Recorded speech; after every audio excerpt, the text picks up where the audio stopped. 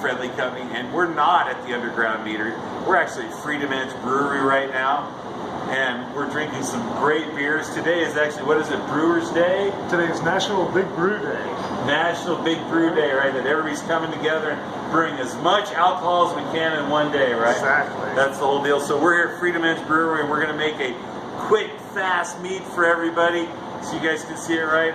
We drank some hibiscus, we drank some grape, we tried some the blueberry pomegranate. So we're trying different meads down here as we're drinking beers. So I had a good, actually my daughter from California, right? She gave us some guava. So we made guava, and we're gonna make a guava mead. So I've got guava here, and we froze it, and we've cut it up. They're little shades of guava, and I'm gonna let you know, the guava seeds are like BBs, right? So if you're using an airlock or anything like that, those little BBs are gonna plug up that airlock, and then on a home brewer, it's gonna blow everything off, right? So you guys wanna watch that. So we're gonna use a whole different thing. We're gonna use the balloon method of fermentation, so that way if anything blows off, it'll blow right up into the balloon. So we started off, right, we went ahead and took the guava and we juiced it. And we juiced a gallon of guava in the jug, right? We got some guava here that we go with. So we're gonna throw in 2 guava. I got a whole bunch here so everybody can try it as we go, and you guys can see how the BBs are, man. Them little seeds are just incredible, right? So we're gonna go ahead. Remember, we're gonna go ahead and do the dollar store method of brewing, right? We've got a dollar store gallon water jug. As we do stuff with the gallon jug, we do, use the water for many things. Save and recycle. Wasn't me, man. Must be a job opening. All right, so we save all of our jugs. We keep the lids, right? Because you might want the lids later. Right, so we're just gonna go ahead and throw in our 2 guava directly into the machine. Our fermentation device. The machine. It's a machine. Costs a lot of money. I think it was $1 at the dollar store. So we're going to take the frozen guava, right? I'm going to throw in about 2 guava.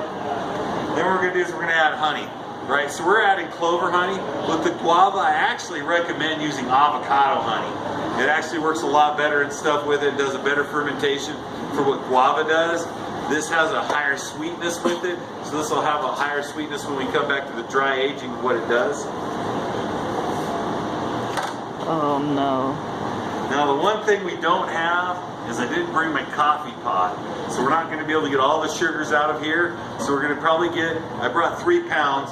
We usually do about 2.5 pounds when we make a mead. So we're doing about 3 pounds. We're going to have some residual that's kind of probably staying here that you guys can take home and use on toast. Pick me. No, okay. We'll just go ahead and use it. Take me, I'll take some honey home, right? So we're just going to go ahead. Now as the honey flows, remember to drop it up, because if the honey gets on top of the neck and the air comes out of the jug, you're going to have a big bubble of honey and it's going to run all over your jug. So that's one thing we want you to remember, is that make sure your honey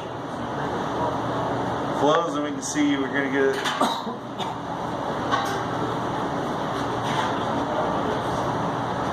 Makes a big bubble as we squeeze it here.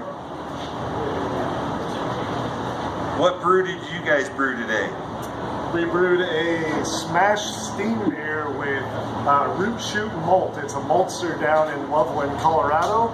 And we're going to ferment that one with a lager yeast here at ambient temperature. Get like a California common kind of steam beer. A steam beer? Yes, sir. Like steampunks, right? Kinda, yeah. Yeah, nice. That's super good, right? Remember, we want to get the honey flowing. Don't get it over the jug or you'll have a big bubble.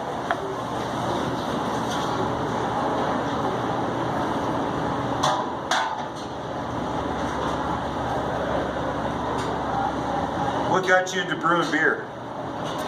I've always been a big fan of craft beer, and lucked out, got a job here at Freedom's Edge just serving beer for them about 5 years ago, and it evolved from there. And now I am here 5 years later, head brewer, and started homebrewing about 3 years ago, 3-4 years, after I was already working here. Got interested in it, started trying it out, won a couple competitions for styles, and moved For styles, huh? A couple styles that I did good in.